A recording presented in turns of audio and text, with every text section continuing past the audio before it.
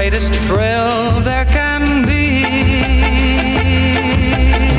She gets her way, it's true, but I know I won't be blue as long as she just smiles for me. That's Craig Douglas, When My Little Girl Is Smiling. Have a wonderful day today, won't you? Because the sun is shining. It's going to be wonderful. If you're travelling down to wherever you're going to, hope the traffic isn't too bad. I'll see you tomorrow at 7 o'clock for the Golden Hour. If you missed any of the show today, it's on, of course, the BBC Sounds app. From me, Tony Blackburn, have a lovely day. Dermot next. Bye-bye.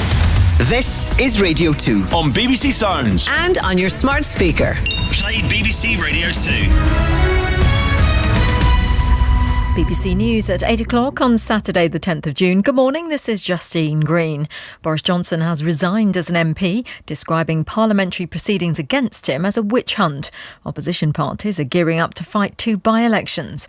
And Manchester City could be on the verge of a famous triumph. A parliamentary inquiry into whether Boris Johnson misled MPs about lockdown gatherings is to publish its findings promptly after the former Prime Minister resigned last night.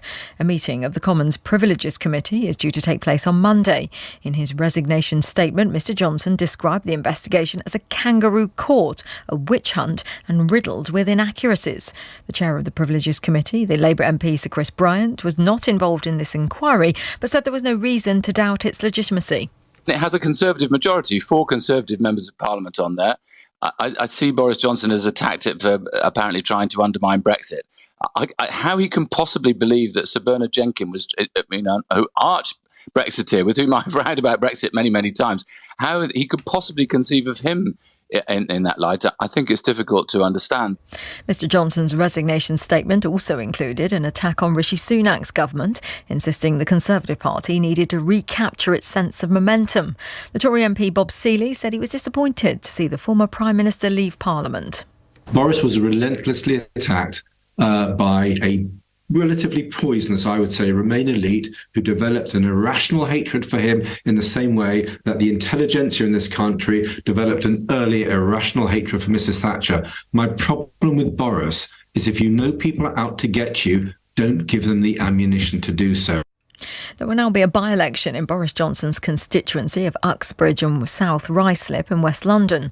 Nadine Dorris's resignation just hours before the former Prime Minister's departure also means voters in her seat of Mid-Bedfordshire will be returning to the polls. Our political correspondent Charlotte Wright says the Tories may lose both. We've got Boris Johnson's in Uxbridge. We know that he at the moment has a majority, a pretty slim majority of around 7,000. Nadine Dorries' majority is much bigger, around 24,000 in Mid-Bedfordshire. But look, the opposition parties have got their eyes on both of those seats. The Lib Dems came out after Nadine Dorries resigned and said they've got their eyes on taking that. We know Labour are in the picture too. And it's a similar picture in Uxbridge. You know, the whole world's eyes will be on these by-elections, which we understand could be called before summer recess.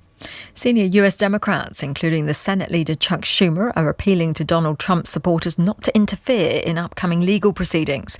The former president is due in court in Miami on Tuesday, accused of mishandling classified documents. The papers were kept at Mr. Trump's Mar-a-Lago resort in Florida, and as our North America correspondent Peter Bowes explains, they were found in some unusual locations. Photographs show many of the boxes of documents were found in the resort's ballroom. You see them stacked up on the stage. Some were found in Mr. Trump's bedroom, in office space, in other rooms, including a shower. You actually see the boxes stacked up next to the shower curtain. And there's another photograph that shows one box in a storage room. It's tipped over on its side and its contents are just spilling out. 4 children have been found alive in Colombia 40 days after a light aircraft crashed in the Amazon jungle.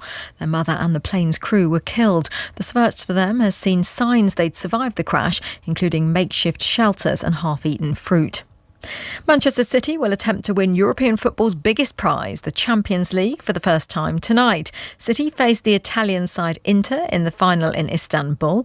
A win would complete a treble for City, having already secured the Premier League and FA Cup this season. The feat was last achieved by their rivals Manchester United under Sir Alex Ferguson in 1999.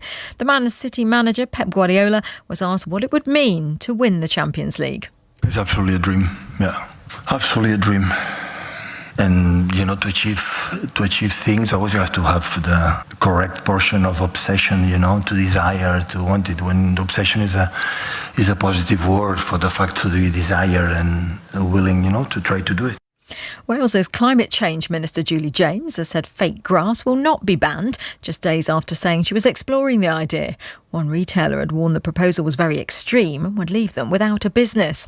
Ms James said she would now focus on helping people to develop environmentally friendly biodiverse gardens instead. And the weather dry and sunny for most of the UK. There will be some outbreaks of rain this afternoon across Wales and central England. Top temperatures of 30 Celsius in London, 24 in Cardiff, 23 in Belfast and 21 in Edinburgh. BBC News, it's 8:05. Thank you, Justine. Now, this is Dermot O'Leary. BBC Radio. Morning all, hope we are good. Kicking off